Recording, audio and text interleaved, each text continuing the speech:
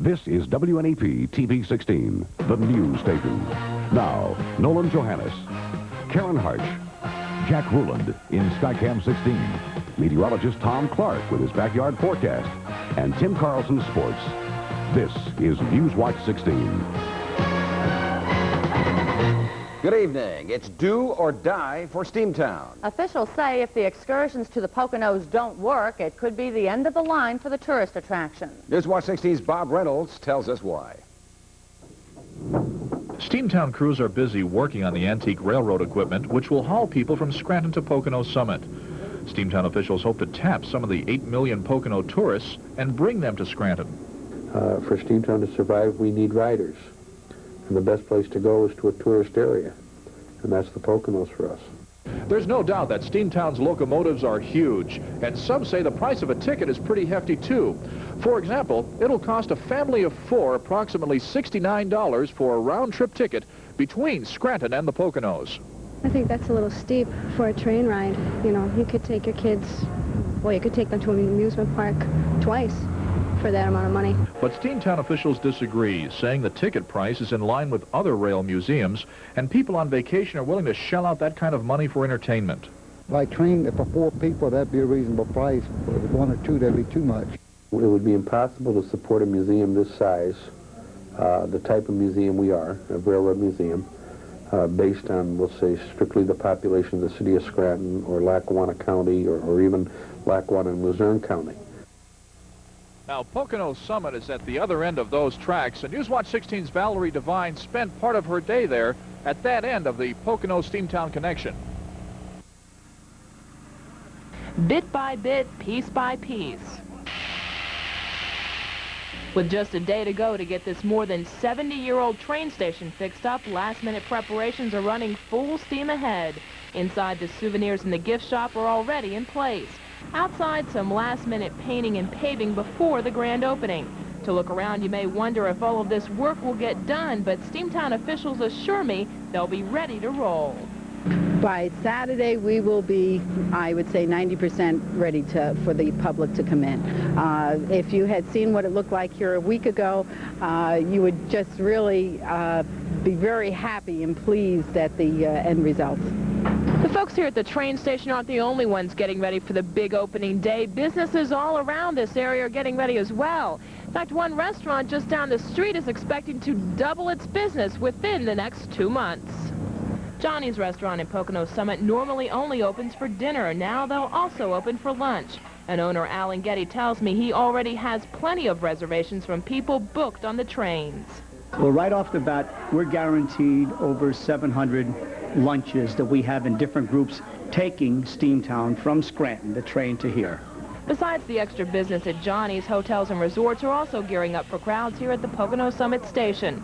Many already have promotional packages worked out so you can ride the trains here during the day and stay overnight at a hotel as well. Valerie Devine, Newswatch 16, Pocono Summit. In Washington, the House has approved a trade bill that supporters say will save jobs in our area. That bill includes the Gebhardt Amendment. It requires sanctions against foreign countries that refuse to reduce their trade surpluses with the U.S.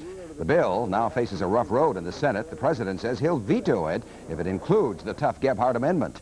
A trade surplus happens when you take in more products from a foreign nation than you send out to that nation.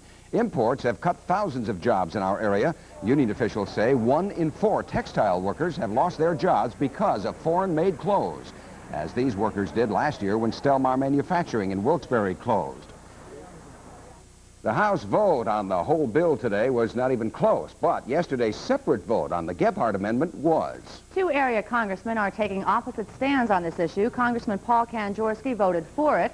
Congressman George Gekas against. They're both joining us live now via satellite from Washington. Gentlemen, why did you vote the way you did? Congressman Kanjorski?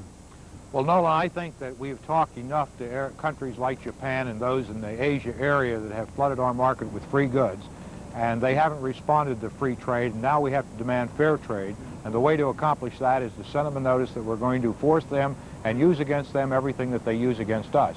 And secondly, that we're going to give the president the powers to enforce a cut and restriction of their imports into the United States if they don't comply. And I think it's the only way at this point that we either get tough or we decide we're going to be a second-rate manufacturing power in the world, and I don't think the American people want to suffice in that type of quality of life, which would be materially reduced. Okay, Congressman Geekus, then why did you vote against this bill?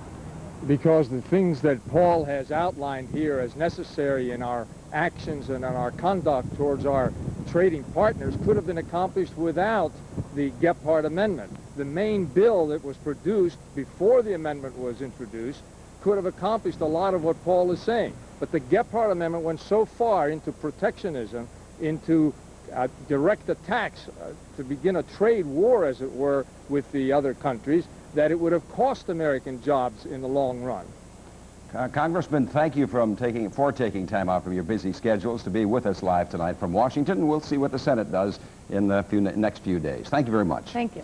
When Newswatch 16 continues, Nanticoke teachers vote on a new contract. Plus, reclaiming a deadly stripping pit in Northumberland County. We'll tell you why some people don't like the idea. While every brewer knows that nothing protects the flavor of pure, natural beer like darkness, very few do anything about it. This is one of the few. We protect Rolling Rock in light, tight six-packs because we brew Rolling Rock with all natural ingredients, mountain spring water, no additives, no preservatives. Rolling Rock Premium Beer, so pure and natural, before you open a bottle, you have to open the box. Don't miss the $5 million tent sale and show at Ertley Olds Cadillac Kingston. Now through Monday, their entire new and used car inventory is sacrificed. Lease a new Olds for $195 a month or a new Cadillac for $245. Up to $10,000 discounts on selected demonstrators. First come, first served. No dealers, please. Bring the kids, free refreshments, free gifts. Mickey, Minnie, and Goofy, free gifts for buyers. Plus, take immediate delivery and get a free Atlantic City vacation at Harrah's Resort. Now through Monday, next to the Armory Kingston. Don't miss it for the world.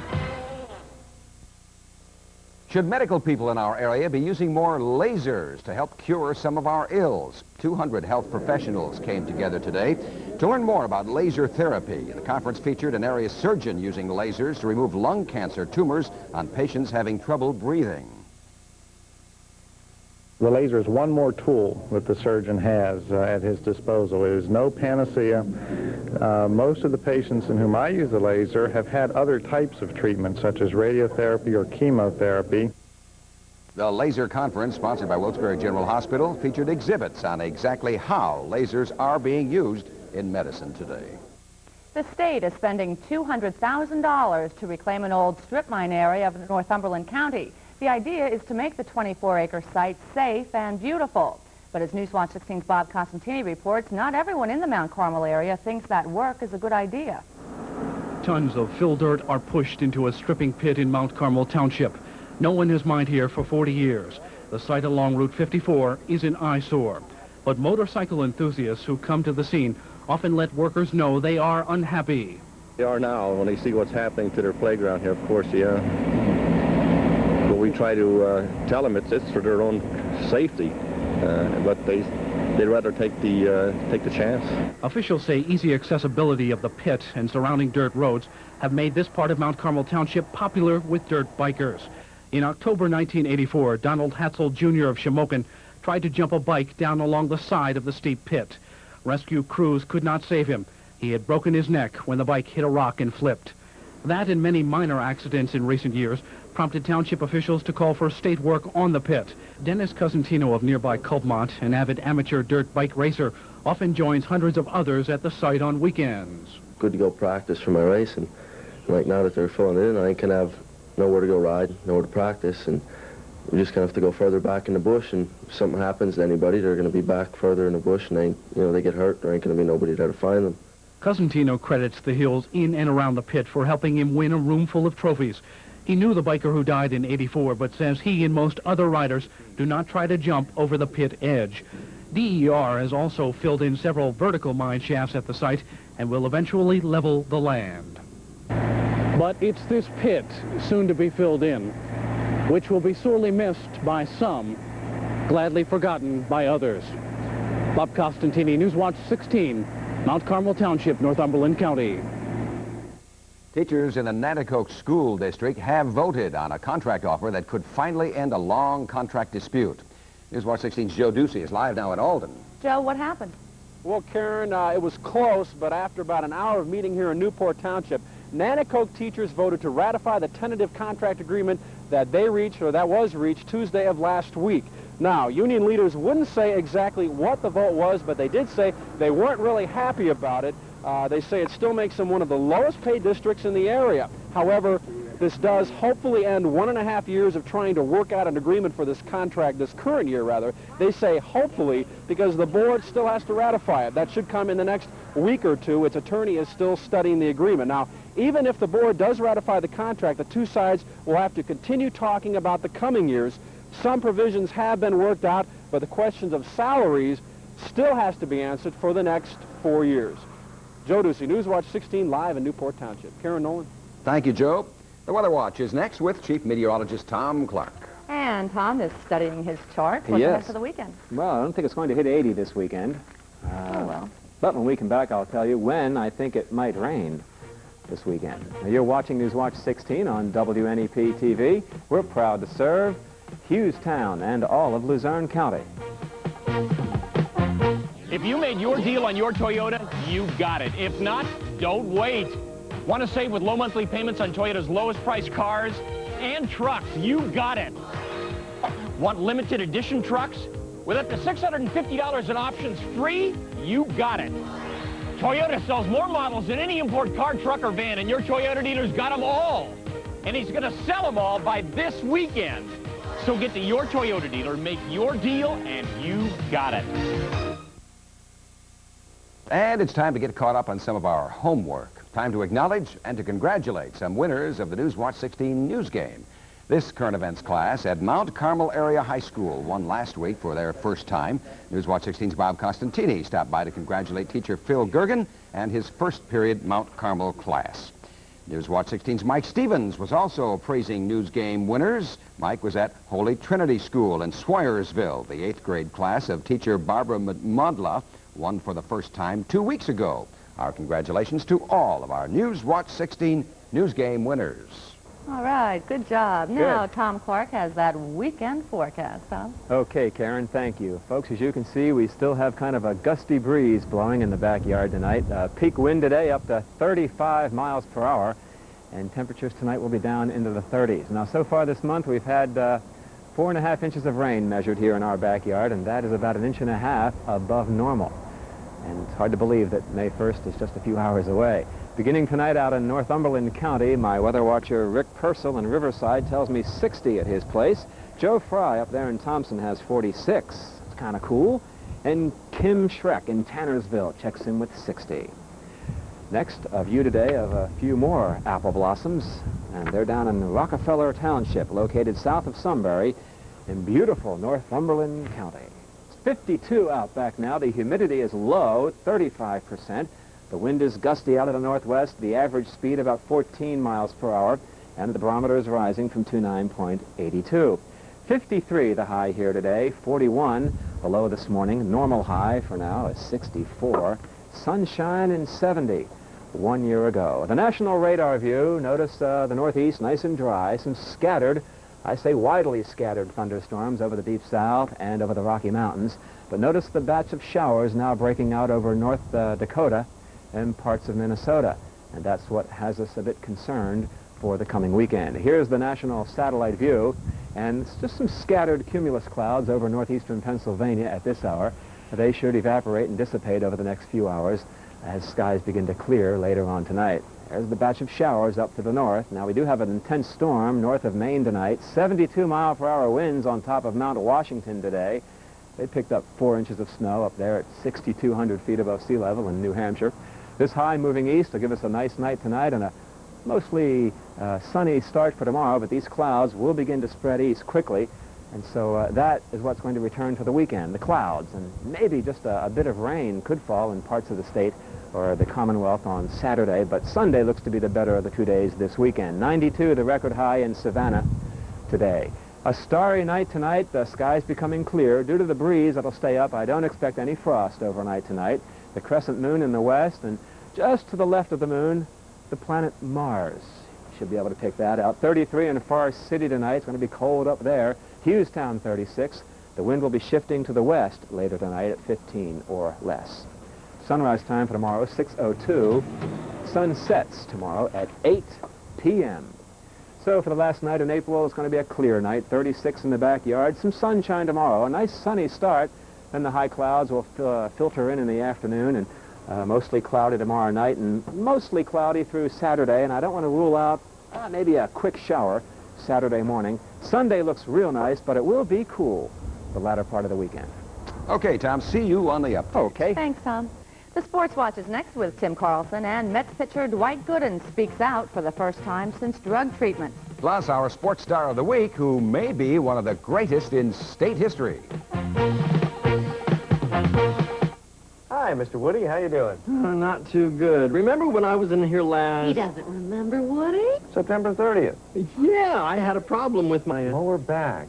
Yeah, only you had to call my doctor because AccuPhase said my prescription might react with my... Hay fever medicine. Yeah, remember my back was killing me every time I... Bent over. Yeah, well, He's got it again. Yeah. AccuPhase, just one more reason Phase is not your average drugstore. Obviously. Yeah. Here's Joe Amato, top fuel champion and president of A&A Auto Parts. Driving my top fuel dragster at speeds up to 270 miles per hour, I lay my life on the line. I need the best name brand parts available, so I rely on A&A Auto Parts stores for the highest quality parts at the lowest prices. Gabriel Red Ryder gas shocks for cars and light trucks on sale this week, $12.95. A&A Auto Parts. If I can rely on them, so can you. See an A&A Auto Parts store near you. Words from Gooden today. Tim Carlson. And just a few minutes ago, it wasn't too long ago, Nolan, New York Mets pitcher Dwight Gooden met with the media late this afternoon for the first time since he went through a drug rehab program for cocaine abuse. Here's what Dwight had to say in a prepared statement. I know I made a mistake, and I regret it a lot, but I must turn the page once again because life goes on, and I want to put all this behind me so I can get back to doing things I like, and that's playing baseball and having fun once again. But I threw on the side today, ran a little bit, and I felt great, and things will be better. Thank you. By the way, Dwight did not answer any questions from the media. Earlier today, Baseball Commissioner Peter Uberoff issued a statement concerning Gooden, saying any return to drug abuse will result in his suspension from baseball for a minimum period of 1 year. And the commissioner went on to say he's wishing Gooden well, and his office will continue to monitor Gooden's progress or lack of it. The Mets hope to have Dwight back pitching June 1st. Well, if you follow Major League Baseball, I'm sure you know the name Nolan Ryan. He's the all-time leader in strikeouts and has 5 career no-hitters. Our sports star this week, who, by the way, is now a 2-time winner, bears the same last name as the famous major leaguer. But Rachel Ryan from Minersville High School has 15 no-hitters, a state high school record. Tom Tidy tells us more about this exceptional girls softball pitcher. This is an ironic story. Ironic because last week, Rachel Ryan of Minersville set the state's record for most no-hitters in a career. She set the record by pitching a perfect game, the second this season. Ironic because the person who held the previous state record also played at Minersville. And ironic in the fact that on the day we presented her with our Sports Star of the Week award, she pitched another no-hitter, number 15. Bring the ball in. Bring the ball. I try not to think about the no-hitter because I'll get myself nervous. I don't know, I sing a song or something. I just, think like I'm pitching and catching a gin. What's your favorite song to sing? I don't really have one. I just sing stupid songs like commercials or whatever pops in my head. You're on pins and needles for every no-hit game because you don't want any of the players behind her to make a mistake, and you're pulling for her, and the rest of the team's pulling for her, and you just hope everything goes right. It takes a lot of breaks to get no-hitters. Why can you pitch so many no-hitters? Because I have really good fielding, and I just pitch the ball. I don't have to worry about, I have to get this a strike. I just let him hit it, and then my defense will take care of the rest. Rachel, for last week's perfect game that set the state record for most career no-hitters, the WNEP-TV Sports Star of the Week. Congratulations. Thank you. I'm glad she doesn't pitch against the Instabats. Wow. The Bills playing the Glens Falls Tigers in the final game of a 4-game series this afternoon in Williamsport. They're in the 9th inning right now, and the Bills are leading 6-2 over Glens Falls. We'll have highlights tonight on the update of that late afternoon game. By the way, The Bills will play their first home night game May 21st at 7:05 at Bowman Field against rival Harrisburg. Originally, the Bills hoped to play their first night game May 11th, but completing the installation of lights is taking longer than expected. Remember, first night game May 21st at Bowman Field in Billtown. Major League Baseball this afternoon. Some scores to come at you here. St. Louis over San Diego 5-4. Cincy beat Atlanta 6-5. And in the 7th, the Cubs and the San Francisco Giants tied at 3-3. In the American League, Oakland beat Milwaukee. The Brewers' third loss in only their third loss in 21 games. They lost 4-1. By the way, don't be surprised if by this time tomorrow, free agent Tim Raines has signed with Montreal, his old club. Ron Guidry's back with the Yankees, and Rich Kidman is back with the Red Sox as a catcher. Tomorrow's the first day when these guys can re-sign with their old teams after becoming free agents. It'll happen tomorrow. So you were looking in the crystal ball. Oh, yeah, it'll happen. Oh, okay. See you later, Paul. Thanks, Okay, Tim. We're off to see the Wizard next as Newswatch 16 continues. We'll travel the yellow brick road in search of the Wizard of Oz. There's another great-looking new Cadillac in town, the exclusive Liberty Edition Coupe de Ville. A specially designed Coupe de Ville from your Cadillac Super Network dealers. Your choice of red, white, or blue exteriors, each with a white, full cabriolet roof and all with special gold-plated wreath and crest hood ornamentation, nameplates, and body trim. See the Liberty Edition Coupe de Ville for yourself, all specially priced by the factory and only from your Cadillac Super Network dealers. The Northeast Pennsylvania Cadillac Super Network dealer in Kingston is Ertley Cadillac. In Lehighton, it's K Cadillac, and in Williamsport, it's Stearns Cadillac. Finally tonight, keeping a classic alive and well. That's what an area college is doing for the current crop of youngsters coming to see The Wizard of Oz. The Marywood College Theater Group is presenting the stage version of the famous story about Dorothy and her friends following the yellow brick road to the land of Oz. The actors are finding out that Oz is still enjoyable for school children today. I think because the characters are so varied and they all get what they want. The lion's courage, the Tin Man's heart, Dorothy gets home, because of the happy ending. I like when they find the castle and the horses changing all the colors. It's a nice story. Why is it a nice story? It has a happy ending. You like happy endings? Yes. After tomorrow's two performances at Marywood, over 4,000 students will have seen Marywood's The Wizard of Oz. One of my favorites. Yeah. And that is Newswatch 16 for tonight. Be sure to join us tonight on Newswatch 16 Update at 11 when we'll show you a phenomenon that has been attracting people to Northumberland County for 10 years now. World News Tonight is next. For the team, thanks for joining us. Enjoy your evening.